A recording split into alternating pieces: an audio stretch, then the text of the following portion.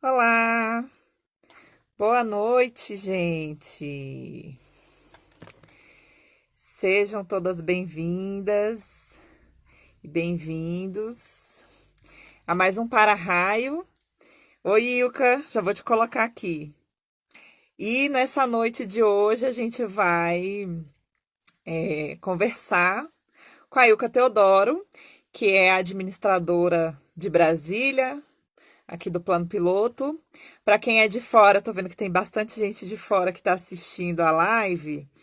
A administradora é a prefeita. Só que como aqui não é estado e município, é Distrito Federal, né?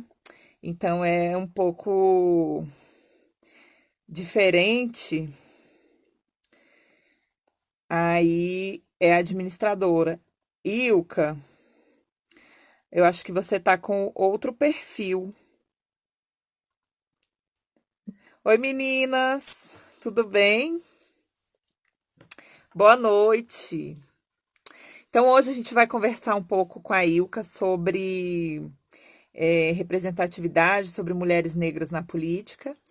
A Ilka, que é a primeira mulher negra a administrar Brasília. Então, deixa eu te adicionar.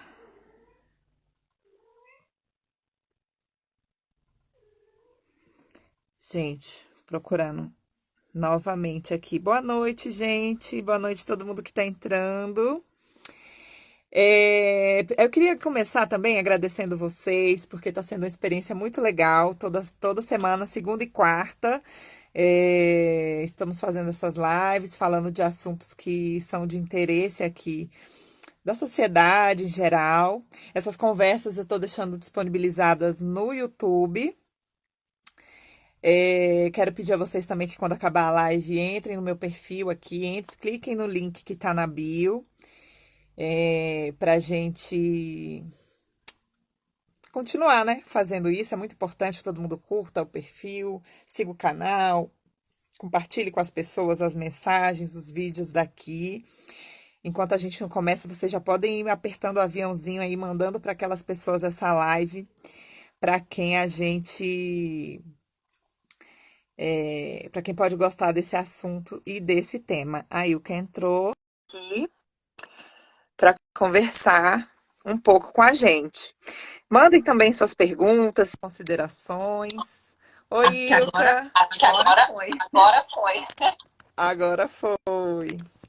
Maravilha, Ilka.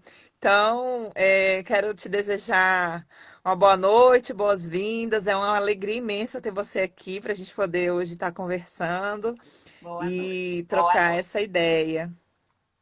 Boa noite. Muito Boa obrigada noite, muito pelo obrigada convite. pelo convite. Foi um prazer. Está Foi sendo um um prazer, prazer está sendo um prazer participar dessa live com participar dessa você. live com você.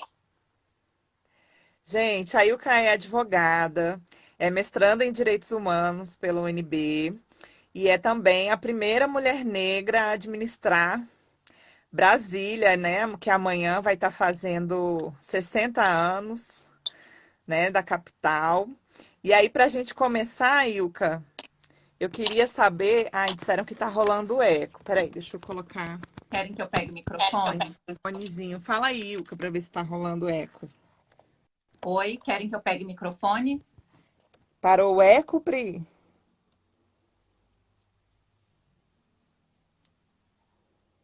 Acho que parou, Ilka. Já coloquei aqui, acho que já resolveu. Perfeito. É, Então, para a gente começar a conversa, eu queria saber como foi que começou o seu interesse pela política, né? Pela vida pública. Olha, Raio, eu não sei nem explicar exatamente assim o momento, né? O fato é que eu sempre acompanhei política de longe desde criança. É algo que eu já curtia, já gostava de acompanhar. Eu me lembro criança, assim, acompanhando as primeiras eleições presidenciais, né? Depois do regime ditatorial. Mas eu nunca tinha feito política partidária, nunca tinha participado de política institucional, com exceção, né, da política da OAB, que como você explicou, eu sou advogada e já tinha participado desde que eu me formei. Eu me lembro desde os anos 2000, do começo dos anos 2000 ali, de estar participando da política institucional da OAB, né, da Ordem dos Advogados, uma coisa bem voltada para o conselho de classe mesmo. E nunca tinha feito política partidária. Então, meu primeiro contato, minha primeira experiência com essa política, né, partidária, institucional, foi nas eleições de 2018, quando eu fui convidada a concorrer. Então, foi minha primeira experiência, assim, não é algo que eu já tivesse ensaiando ou que já tivesse uma trajetória e uma história dentro desse meio, não. Mas o que que então fez você querer concorrer nas eleições de 2018? Olha, eu acho que foram dois fatores mais fortes, assim, né? Um apelo grande. Eu vinha fazendo um trabalho já há aproximadamente uns 4 a 5 anos de ativismo mesmo, voltado para o enfrentamento de violência contra mulheres. E, enfim, mas é uma coisa para a sociedade civil, né? Dentro de organizações não governamentais, era uma outra lógica, uma outra pegada. Mas uma das coisas que eu percebi era que essa ausência de representatividade impactava muito na construção de políticas voltadas para as mulheres, na construção de políticas voltadas para populações específicas, na construção de política voltada para a população negra tradicionalmente excluída, né, de todos esses mecanismos. Esse foi um fator. O segundo fator que pesou muito na minha escolha foi o assassinato da Marielle Franco. Eu estava, era a mês de março, teve uma conversa, as rodas de conversa que a gente geralmente faz nessa época do ano, né? Infelizmente, somente nessa época do ano. E eu estava conversando com várias mulheres sobre questões de violência, né? De formas de enfrentamento à violência. E aí a gente chegou nessa conversa mesmo, de por que a gente estava ali pela terceira ou quarta vez se reunindo para tratar de questões de violência.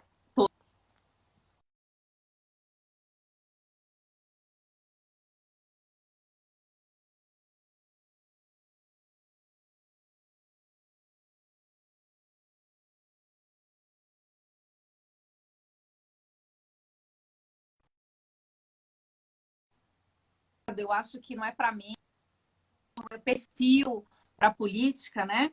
Isso foi dia 8 de março. E aí, 6 dias depois, veio o assassinato da Marielle Franco, e isso mexeu profundamente comigo. Assim, mexeu no sentido de que eu vi aquilo como um recado de que a política não seria esse lugar onde as mulheres, principalmente as mulheres negras, poderiam estar, né? E aí eu comecei a repensar tudo aquilo que eu tinha falado 6 dias antes, de que não era o perfil, de que não era para estar, e repensar, falar, não, é para a gente estar assim, eu acho que a gente precisa ocupar, se o recado que estão dando é para a gente não, né, que esse não é o nosso lugar, mais uma vez a gente precisa provar que é o nosso lugar sim. Então daí começou toda uma reflexão, né, eu já tinha recebido o convite para filiação partidária, e daí comecei a pensar, falei, não, tem que ser por aí, esse é o caminho, né? Esse é o caminho da filiação, da institucionalização da política e da ocupação de todos os espaços de poder que forem possíveis nesse momento, né? Se o recado que eles querem é para a gente não participar, acho que a gente tem que mostrar exatamente o nosso poder e a nossa condição de, de entrar nesses espaços e ocupar esses espaços. Então foi daí, né? Os últimos 2 anos, né? Estamos aqui no mês de abril, então, tem mais ou menos 2 anos que tive essa mudança aí de encarar, né, a forma de fazer a atuação política. E daí veio uma construção que já vinha também dentro do ativismo, de estímulo mesmo de mais mulheres na política. Já tinha um tempo que eu vinha trabalhando, não pensava em mim, mas pensava realmente em outras mulheres ocupando esses espaços. Eu costumo dizer que as mulheres negras elas sempre estão envolvidas com a política, né? Assim, seja na maneira de suas organizações locais, seja com a militância de alguma forma ou outra. O que tem faltado e o que é um pouco novidade, muito pela barreira que o racismo impõe, é essa questão da política partidária, da política institucional, de estar realmente acessando esses espaços de poder, né, Ilka? Exato. A política, os partidos políticos, como todas as instituições, né, estão permeados por todos esses vícios estruturais, todas essas questões estruturais que constituem uma verdadeira barreira, né, para que a gente acesse todos esses espaços. Então, nos partidos e independentemente, né, do perfil, os partidos refletem muito essa estrutura, né, a estrutura da sociedade, uma estrutura ainda racista, uma estrutura ainda patriarcal. Então, a gente percebe dentro dos partidos a distribuição de recursos, da forma da organização mesmo, o quanto ainda é difícil fazer essas discussões internamente. Então, os partidos políticos não estão livres, né, dessa estrutura e dessas questões que permeiam toda a sociedade. Então, é difícil ocupar, inclusive internamente, a própria política interna de todos os partidos funciona como uma barreira para as mulheres também. O acesso ao recurso, a gente vê que ainda é muito restrito, né? Os partidos tratam, por exemplo, as cotas de gênero. Hoje, os partidos ainda tratam as cotas de gênero como sendo um teto de gastos para investir em candidaturas femininas, né? O que é um absurdo, quando, na verdade, o que a gente tem, né, hoje de cotas de gênero seriam o mínimo a ser atingido. Então, o ideal era que a gente tivesse sempre números muito maiores de mulheres participando, que a gente tivesse um acesso e uma participação de mulheres, né, de negros dentro dos partidos muito maior. Mas, infelizmente, né, as cotas ainda são tratadas como teto, como limite. Ah, atingimos aquele tanto ali, aquele percentual é suficiente, quando a gente sabe que, na verdade, não é. Então, essa estrutura, né, patriarcal, machista ainda é muito, e racista e colonial, ainda é muito repetida dentro das estruturas também. Você, então, fez nesse resgate que você fez agora há pouco, você falou que tem então pouco mais de 2 anos que você aceitou, né, essa empreitada aí de encarar a política partidária. E será que há 2 anos atrás você se imaginaria como sendo a primeira administradora negra de Brasília? De jeito nenhum. Nunca imaginei estar nesse lugar. Eu realmente nunca pensei, apesar de ser nascida, né, criada em Brasília, a minha cidade, a cidade que eu amo, a cidade onde eu crio meus filhos, mas eu nunca tinha me imaginado nesse lugar, nesse espaço. Nem mesmo quando eu resolvi, né, ser candidata, eu tinha me imaginado nesse lugar. E foi uma surpresa muito grande, né, quando eu recebi o convite. É, já tinha pensado em várias coisas e ocupar vários espaços, menos exatamente essa situação, né? Mas recebi com muita felicidade, né, o convite de estar nesse lugar e tenho procurado dar o melhor e fazer o melhor por Brasília, né? Enfim, todos os esforços têm sido nesse sentido. Atualmente, a gente tem vivido uma conjuntura política bem assustadora do ponto de vista nacional, com muitos retrocessos, perdas de direitos, e agora tudo isso no meio de uma pandemia, né, que é essa situação do coronavírus. E temos em Brasília você como administradora na cidade que é uma das consideradas as cidades mais simpáticas, vamos dizer assim, ao atual presidente da República. Como é para você, assim, nesse contexto todo? Ao mesmo, de certa forma, muito simbólico, né? Muito simbólico ser a primeira mulher negra nesse lugar, nesse espaço. Apesar, né, de todas as dificuldades, apesar de diversos questionamentos que podem ser feitos assim, né? Mas é muito simbólico ser uma primeira mulher negra a ocupar esse espaço. E eu sempre trabalho com a possibilidade de estar nesse espaço para poder abrir portas também. Então, que eu seja a primeira, mas que eu não seja a única e nem seja a última. Né? Então, essa é meu desejo, minha vontade. A segunda questão é que eu acho que é extremamente provocador também, né? Eu acho que traz uma série de reflexões, uma série de questões que precisam ser enfrentadas, né? Uma vez eu tive a oportunidade de fazer uma entrevista com a Benedita da Silva e ela falou, é muito estranho ainda a primeira tudo, né? A primeira deputada, a primeira senadora, a primeira governadora negra e tal. Então, ao mesmo tempo uma provocação, assim, o que a gente precisa fazer, né? O que é nessa estrutura a gente precisa mudar e alterar para que essa situação não seja tão simbólica e tão excepcional, assim, né? Então, que seja realmente um prenúncio e uma provocação para a gente discutir essa estrutura mesmo. Uhum. É, há pouco você falou sobre esse resgate do assassinato da Marielle. e de como isso foi marcante assim para sua decisão de entrar para a vida partidária. E essa sensação de que não é o lugar da mulher negra, esse espaço. Hoje, ocupando esse espaço, de administradora, você se sente em alguns momentos como se não lhe quisessem ali, com o incômodo da sua figura? Olha, acho que sim. Estar nesse lugar hoje, nesse momento, é algo extremamente desafiador, né? Na verdade, todos os dias, ali no exercício dessas atividades todas, a pergunta que eu mais me faço é: o que que eu posso, né, desse lugar aqui, onde eu posso fazer a diferença? O que que eu posso fazer de diferente, né, do que já vinha sendo feito, do que de tudo que está posto, de tudo que está colocado, né? O que que eu posso fazer diferente? Onde eu posso fazer a diferença? Então, essa questão é o maior desafio, na verdade, é estar nesse lugar, nesse momento, nesse contexto, né? Que é um contexto super é, assustador, né? Desafiador também.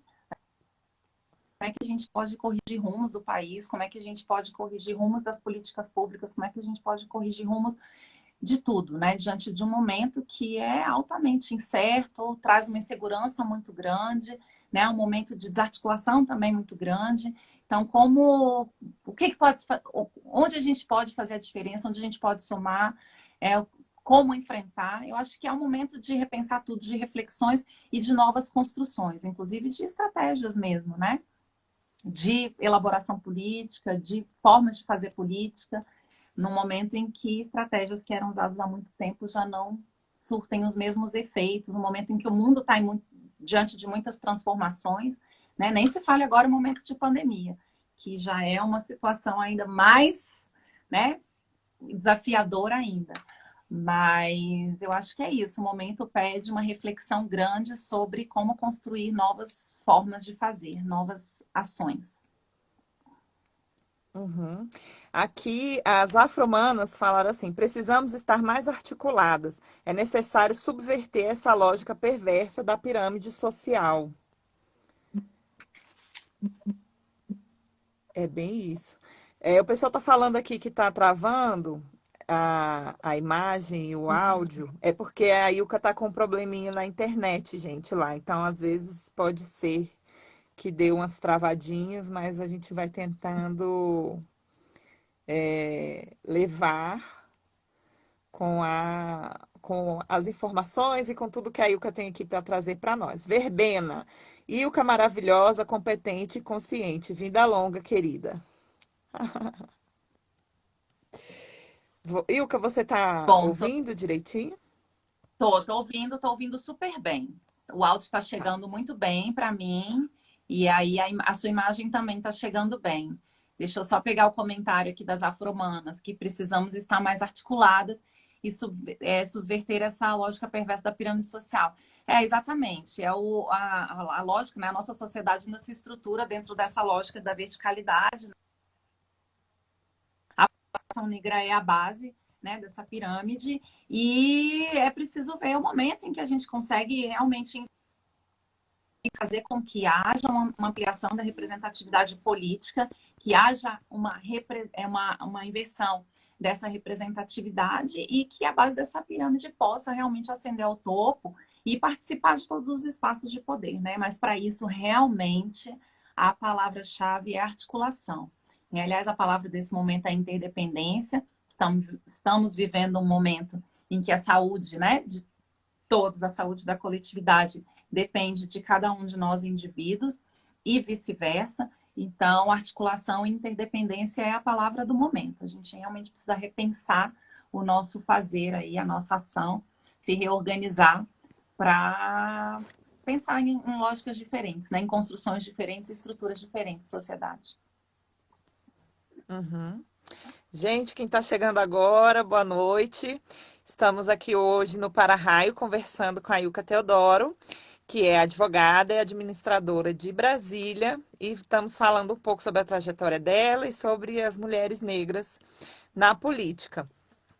Ilka, uma das coisas que a gente mais fala sobre a necessidade de ter novos papéis, novos atores na política, é um pouco sobre coisas que quem vem somente de espaços de privilégio e, enfim, de manutenção do status quo não percebe e não vê algumas necessidades, né, de parte da população, de grande parte da população.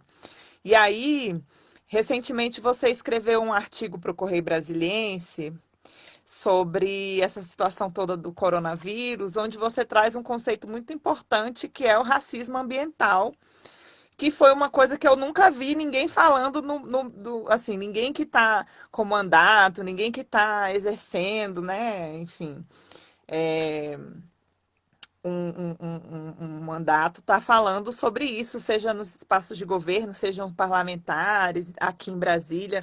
E aí me chamou muita atenção isso, porque mostra um pouco a diferença que faz ter pessoas vindo com olhares diferentes, né, para estar abordando essas questões.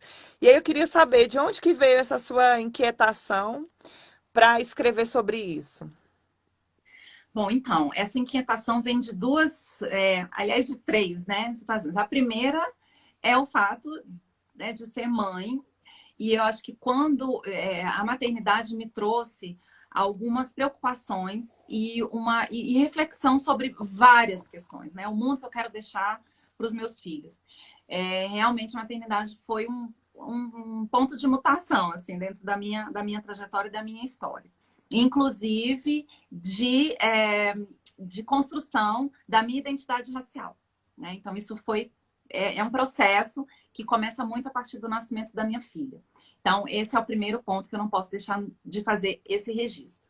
O segundo ponto que me causa muita inquietação vem do ativismo, porque nesse processo de exercício do ativismo, e aí abro um parêntese aqui para falar um pouco das instituições pelas quais eu passei, né, e me vinculei, que são a Artemis, né, que trabalha principalmente com o enfrentamento da violência obstétrica, mas diversas outras formas, enfrentamento de diversas formas de violência contra a mulher, a Associação de Advogados pela Igualdade de Gênero e Raça, que foi uma associação que eu sou cofundadora, e a ANIT, Instituto de Bioética, que vem trazendo também uma série de reflexões durante todos esses anos, são aí, né, quase 20 anos de ações e trabalho dedicado ao enfrentamento também de violências e discussões sobre questões de gênero.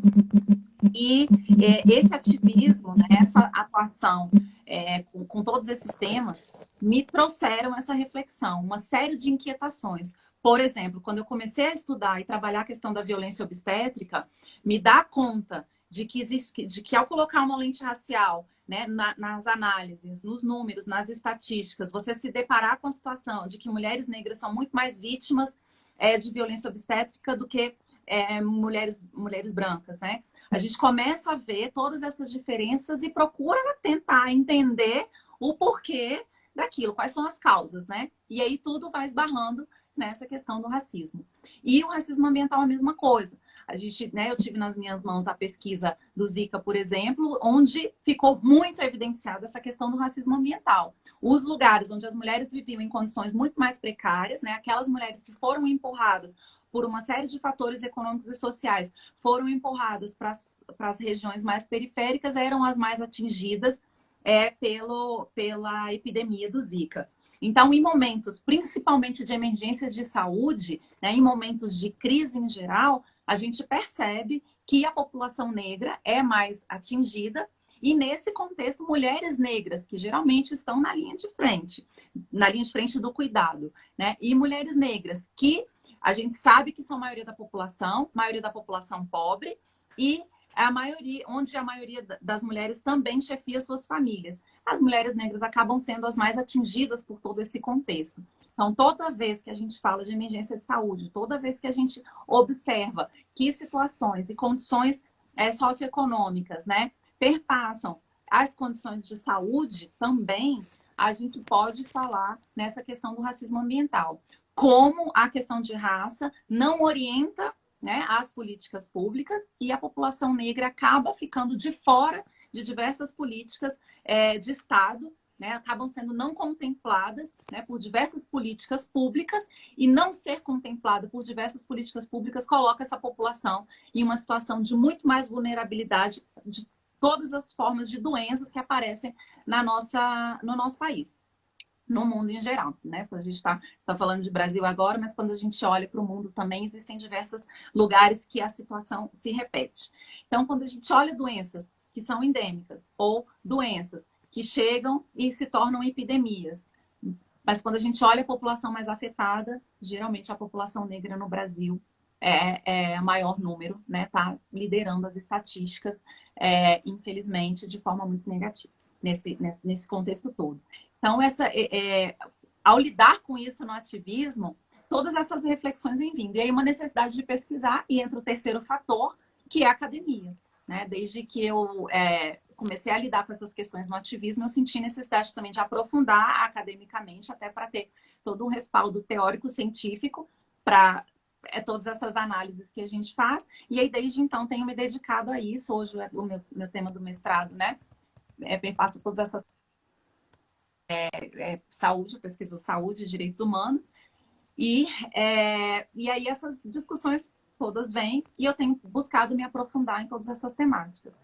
Procuro principalmente pautar minha bibliografia, né, de pesquisa por autores mulheres e autores negros. Então, esses temas todos, e todas essas nuances aí que estudam racismo ambiental, racismo institucional, estão presentes aí nos meus estudos e vão fazer parte da minha dissertação. Né? Então, a gente vem daí toda essa inquietação. Pesquisa, ativismo e maternidade se relacionando. E a trajetória na advocacia ajuda também. Mas é muito daí, desses 3 pontos, essa inquietação. Joia. A Barboreta colocou aqui: racismo ambiental não é um tema novo. Ouvi e fiquei até triste.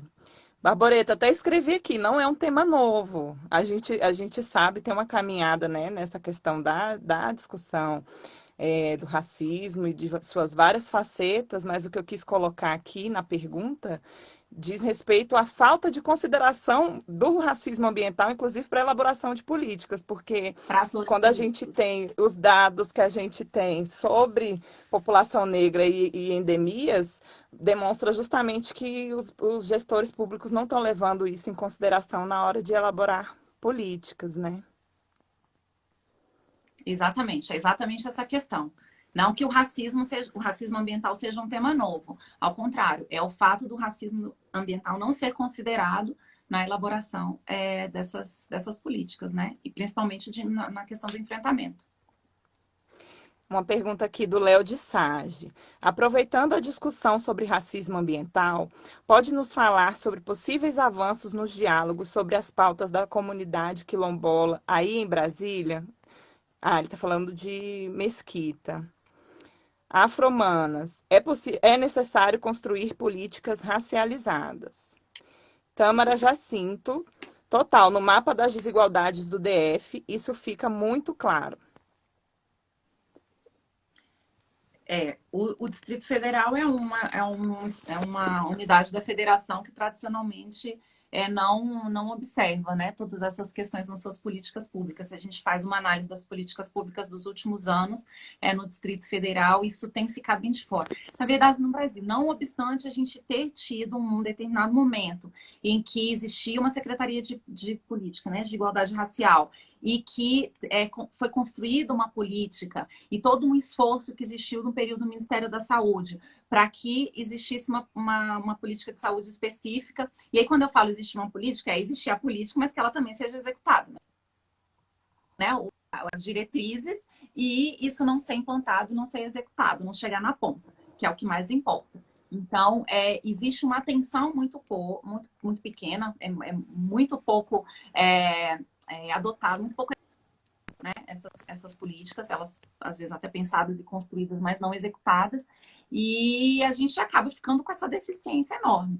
Então, que eu sinto falta, né, enquanto analisando todas o cenário da administração pública, tanto federal como local, é que precisamos de gestores mais comprometidos com essas questões, né? Do planejamento, da construção da política até a execução.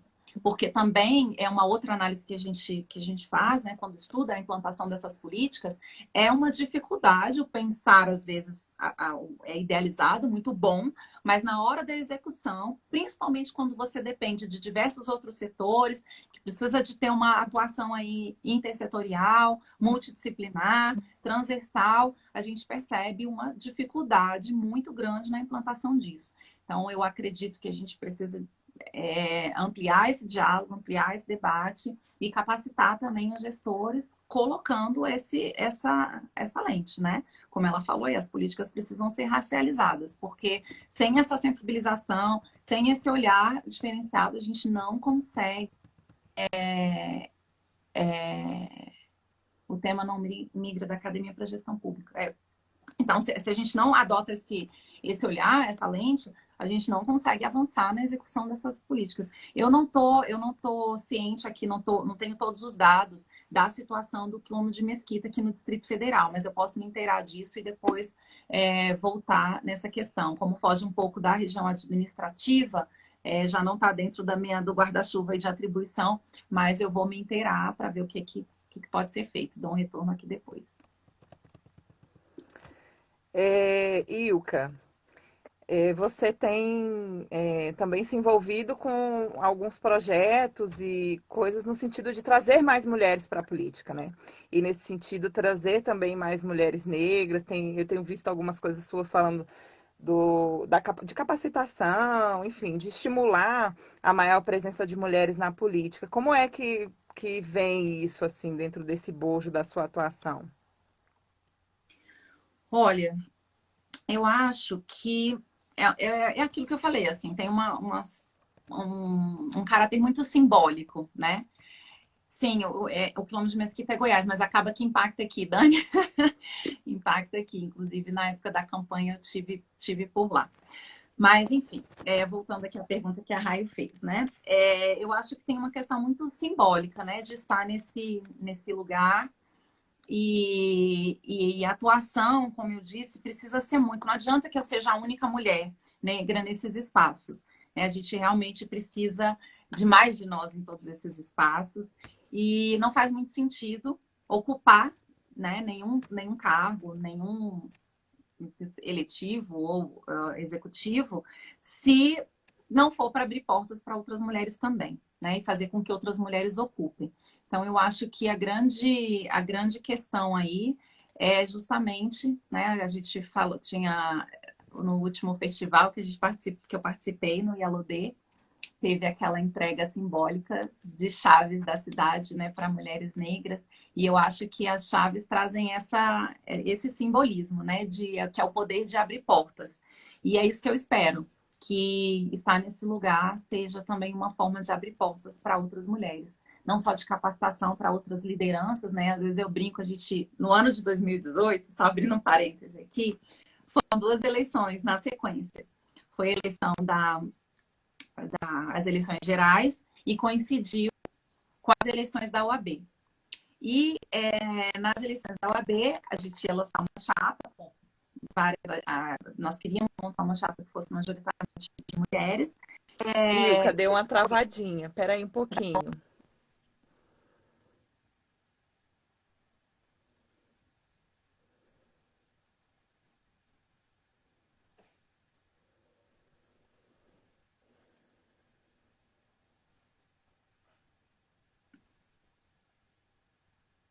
Vocês estão ouvindo, gente? Ilka, você está me ouvindo? Sim, ouvindo. Que deu uma congeladinha aqui na sua imagem. Estou ouvindo. Voltou. Voltou? Então, você estava falando que coincidiu as eleições com a eleição no mesmo ano da Da OAB. OAB. Isso. Aí a gente estava montando uma chapa que a gente queria que fosse majoritariamente de mulheres, uma chapa bem plural e tal. E aí todo mundo falou assim: você já foi candidata, já tá com o nome aí, todo o know-how e tal. Vem para ser candidata. Eu falei: gente, não dá. Não pode ser uma pessoa só em todos os lugares. Então a gente precisa, né, de muitas de nós. A gente precisa multiplicar isso. E aí foi uma iniciativa muito legal, porque precisa de muita gente para montar uma chapa para a OAB. São 105 nomes. E a política da OAB tem uma cláusula, tem um normativo que diz que 70% tem que ser, pelo menos 30% tem que ser reservado a um dos sexos. Então, o que, que a gente pensou? Geralmente a lógica qual é?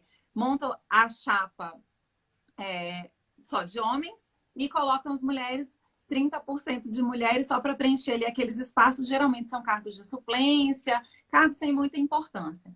Então, o que a gente pensou? Vamos fazer uma chapa para subverter essa ordem. Então, nós montamos uma chapa, majoritariamente de mulheres, maioria de mulheres nas diretorias, nos cargos principais, e 30%, né, de homens para cumprir a cláusula da OAB. E foi muito legal ver que quando a gente precisou de 105 nomes, 75 mulheres, as mulheres estavam lá, dispostas, né? Algumas que falavam, eu não tenho perfil, eu não acho que não é para mim isso e tal, mas na hora toparam, foram, e foi uma construção muito bonita, muito legal, assim. E as mulheres, quando se juntam, né, tem toda essa força e essa potência. E foi muito legal. A mesma coisa na minha campanha, eu tive a experiência de montar uma equipe só de mulheres, né? E foi uma experiência só de mulheres, a maioria mulheres negras, e foi uma experiência também muito maravilhosa. E é isso, eu acho que o grande poder, né, é a gente conseguir multiplicar isso e fazer com que mais mulheres se sintam aptas para estar nesse lugar, né? A Paula tá. Uhum. Você falou sobre a questão do festival Yalodê, e eu ia também perguntar sobre isso, porque foi um momento assim muito forte, e muito simbólico, eu acho assim. A gente está num festival que era de cantoras negras, e você estando ali no palco fez a entrega das chaves da cidade para as mulheres negras. E eu acho que em momento nenhum antes, assim, a chave da cidade esteve em posse de uma mulher negra, né? Então, para a gente que estava assistindo, foi um momento de muita emoção. Mas e para você, assim, aquele momento? Nossa, foi completa emoção. Eu arrepio até hoje, assim, só de lembrar e de pensar. Foi um dia muito, muito potente. Foi um dia cheio de atividades, assim, eu tive muitos compromissos, fui emendando uma agenda na outra. E quando chegou o final do dia,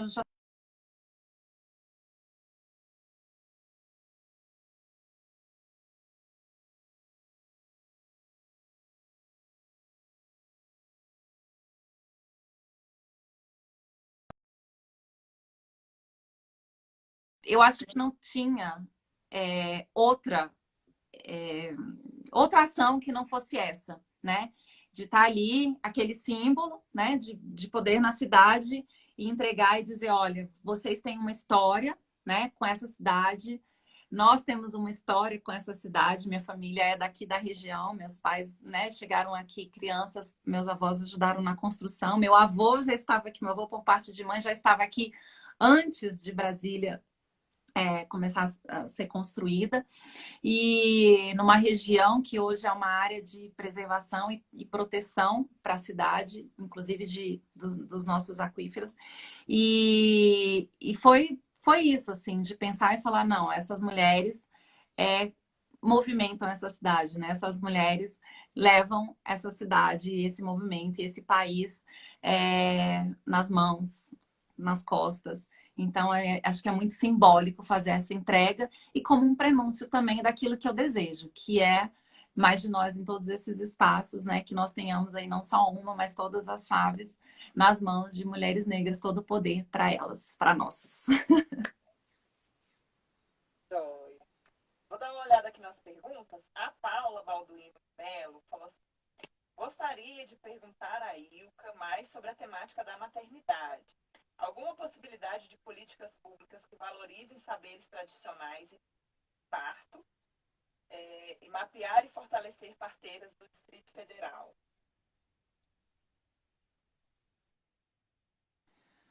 Olha, Paula, essa pergunta, ela vem de encontro com um anseio meu de muito tempo, que é justamente o fortalecimento dessa política, de pensar a construção, né, de casas de parto e tal.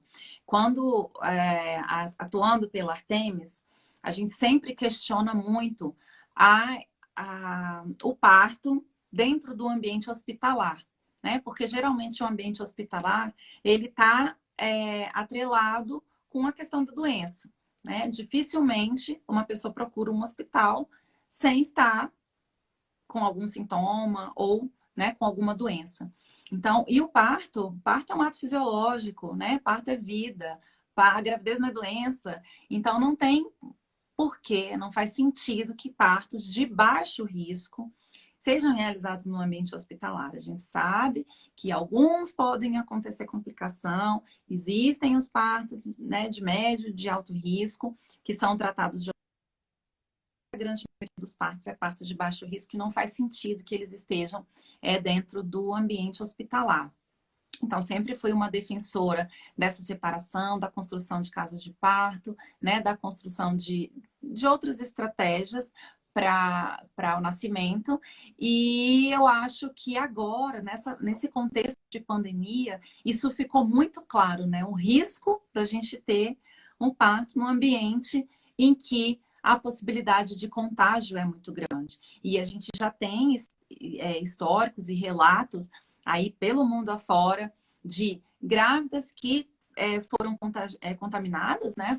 Adquiriram a Covid e tiveram seus partos nessa circunstância e tiveram que primeiro se recuperar para depois ter o contato com o bebê. Então, como isso pode ser prejudicial? Tivemos o caso de bebês que adquiriram a Covid durante o nascimento e foram infectados e já tivemos um caso aí de bebê que veio a óbito.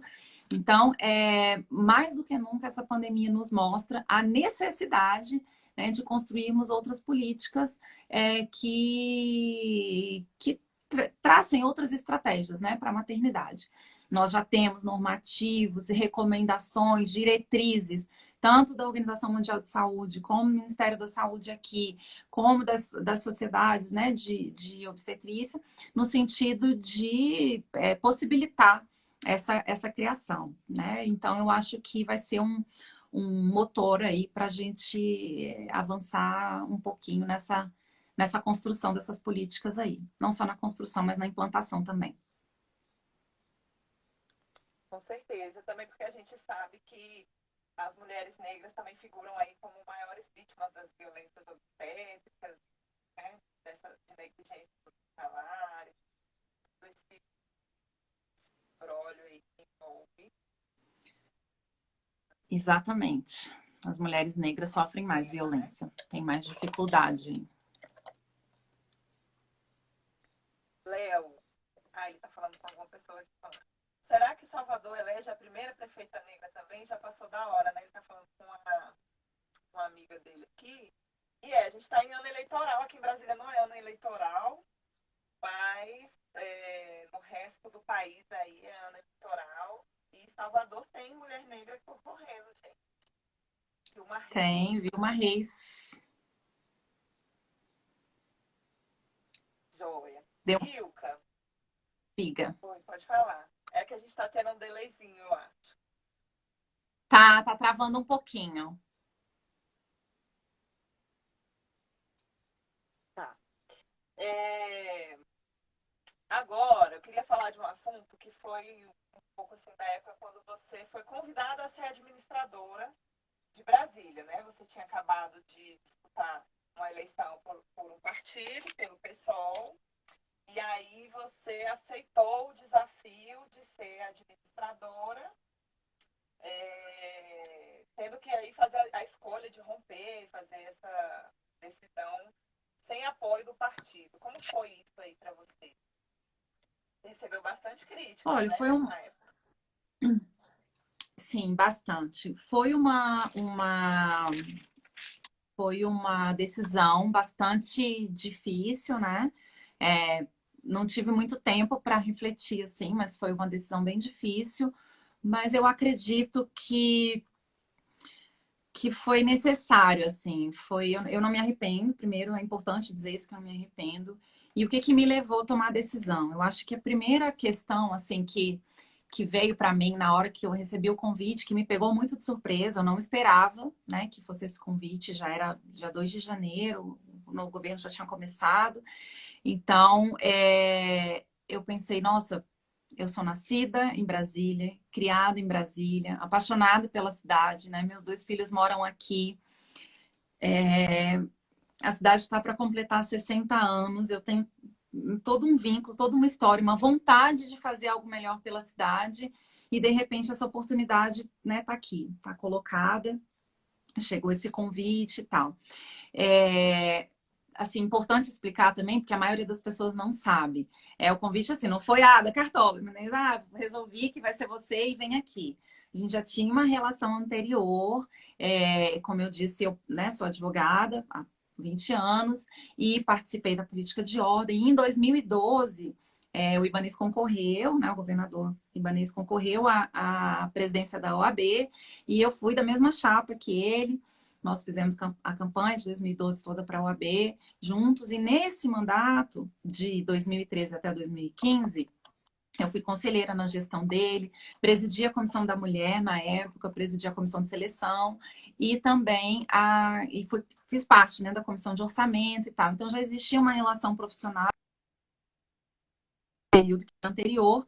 Então esse convite veio muito em função dessa história, dessa trajetória, de reconhecimento mesmo também de todo o trabalho que foi feito naquele período.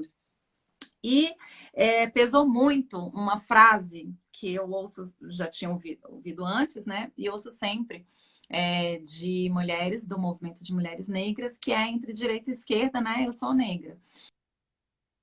Eu acho que tem uma relevância muito grande, né? De você estar ocupando determinados espaços, podendo fazer alguma coisa nesse momento delicado, né? Nesse momento complexo que a gente está vivendo em termos de organização da política nacional. Então, foram as questões que mais pesaram. Eu ouvi muita gente também, muita discussão com várias pessoas que me cercavam, várias pessoas que me aconselham quando precisa, muita gente que tinha participado dessa trajetória, desse momento. E, enfim, tomei a decisão de estar aí, nesse lugar. O começo foi bem difícil, né? Bem tenso, assim, para me ambientar e tal. E tenho procurado fazer o meu melhor, dar o melhor de mim, né? Fazer o melhor trabalho, com toda a dedicação, com tudo que eu posso pela cidade, pelas pautas que me são caras, né? E articulando dentro do possível e da melhor maneira possível, para que as coisas realmente aconteçam, né? O que for possível de se fazer nesse momento. Legal. Eu acho que além desse convite ser pelo seu histórico, conhecer e ter essa competência aí que você traz, né? Mas você tinha acabado de sair de uma eleição com uma votação também considerável, né? Assim, então significa que, pelo menos assim, a cidade te recebeu bem na eleição, apesar de ser sua primeira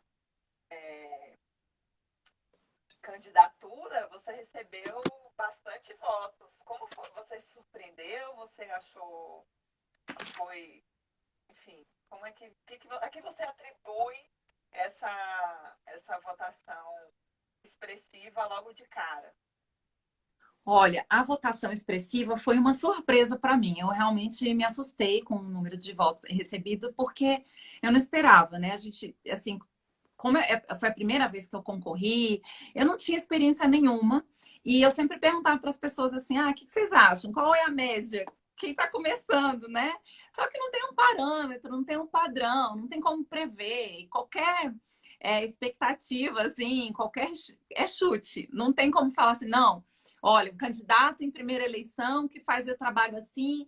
E a minha candidatura era uma coisa meio improvável, assim, porque como eu decidi muito tarde que eu ia sair candidata, eu não fiz pré-campanha. E outra, eu não tinha organização, não sabia não tinha organização prévia, né? Não estava preparada para concorrer. Então, não tinha dinheiro, tinha recurso para campanha, não fiz pré-campanha, não fiz. Não tinha recurso, não sabia nem por onde começar, essa é a verdade. E aí eu comecei a entender, saber tudo que precisava, né, para fazer uma campanha política. Fui juntando as informações, fui juntando as pessoas. E eu sei que quando a campanha começou mesmo, que engatou, faltavam 45 dias, 50 dias para as eleições. Então já era o período de campanha oficial, não era mais pré-campanha, e a gente tinha ali 50 dias para correr atrás e fazer tudo. Então é muito pouco provável, assim, uma quantidade muito expressiva de votos. Mas a campanha também funcionou super bem. Foi um sinal, assim, a quantidade de votos que eu recebi, acho que foi um sinal de que o trabalho, quando ele é feito com carinho, com dedicação, com firmeza, rende bons frutos.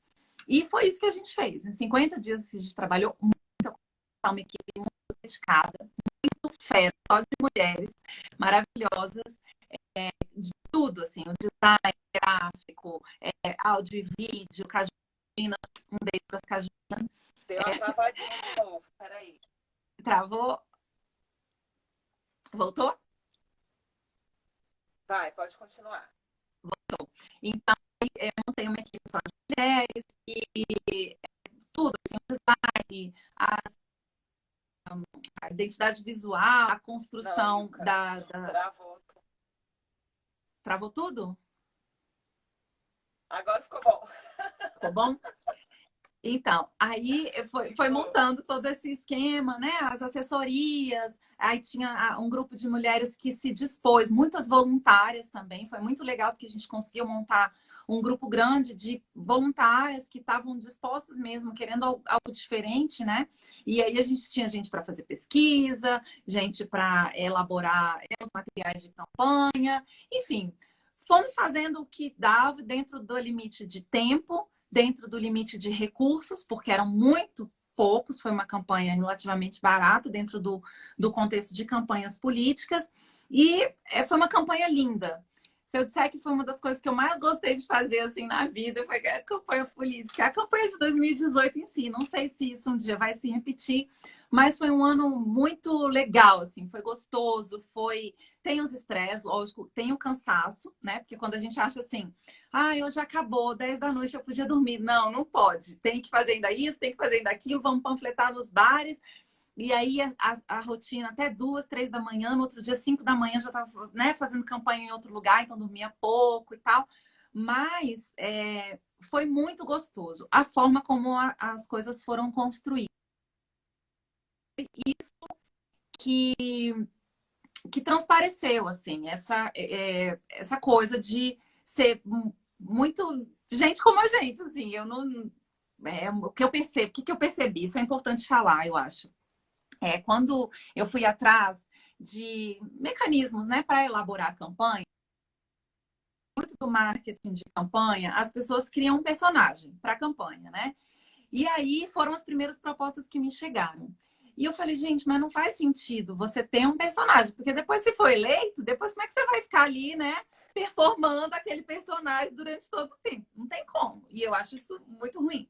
Então eu falei, não, tem que ser uma coisa que seja a minha cara, assim, eu mesma falando, eu mesma fazendo, que as pessoas sabem que sou eu mesma que vou estar ali, do jeito que eu penso, do jeito que eu falo, né? E pronto, e é isso, como eu sou no dia a dia. E aí acho que foi isso que a gente conseguiu fazer, assim, construir uma campanha que era muito a minha cara, com gente em volta, que era todo mundo amigo, amigas, né? Eram minhas amigas e são até hoje minhas companheiras e assessoras, enfim. E era isso, assim, a campanha é muito gente como a gente, batendo perna, indo em todos os lugares e somando e com pessoas que realmente estavam dispostas a construir. Então foi muito trabalho coletivo, muito trabalho numa construção coletiva mesmo, e eu acho que isso deu certo, assim, foi o que a gente conseguiu transparecer, né? E aí foi isso, foi muito bonito, eu agradeço todos os dias, todas as pessoas que estiveram comigo nessa caminhada, porque é uma página muito bonita da minha história, da minha trajetória. Foi essa campanha de 2018, eu só tenho a agradecer os 5.663 votos que eu recebi e todas as pessoas que participaram dessa construção, porque não sou só eu que estava ali, não era só eu que estava ali, eram todas as mulheres que estavam ali na retaguarda e também minha família e amigos que estavam ali juntos, né? Ilka, a gente está chegando nos 5 minutos finais. E aí, queria só fazer uma fala aqui que tem a ver com o que a Agna Cruz Agna está falando aqui nos comentários. Quando você aceitou ser administradora, você formou uma equipe majoritariamente de mulheres, com muitas mulheres negras, muitas pessoas negras, pessoas LGBT, pessoas com deficiência. Como foi essa escolha e essa formação de equipe? Então, o que eu pensei, assim, eu acho que a gente precisa sair dos discursos, né, e ir para a prática. Então, eu acho que cada uma de nós que tem a condição de ocupar qualquer um desses espaços precisa trazer, né, tudo isso que a gente traz no nosso discurso, nas nossas narrativas para a prática e colocar no mundo real. E eu busquei aplicar isso na montagem da equipe da administração regional. Né? Assim, como que eu vou fazer uma equipe diversa, uma equipe plural, uma equipe que tenha espaço para todas as mulheres, uma equipe, né, que as pessoas se sintam representadas, que as pessoas se vejam ali naquele trabalho. Lógico que os critérios técnicos de competência foram levados em consideração. Eu analisei todos os currículos, fiz uma seleção bem rigorosa de tudo isso, mas realmente dei preferência para essas pessoas que em outras condições talvez não tivessem essas oportunidades. Então era isso, assim, a ideia de dar oportunidade para que essas pessoas mostrassem todo o seu valor, todo o seu trabalho.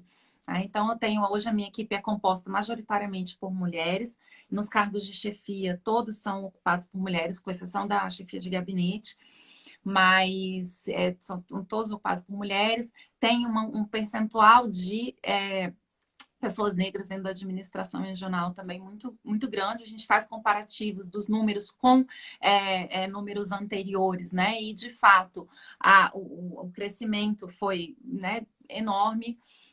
Tenho aí pessoas com deficiência na equipe, a gente tem trabalhado a questão da acessibilidade, tem sido uma pauta muito importante, né?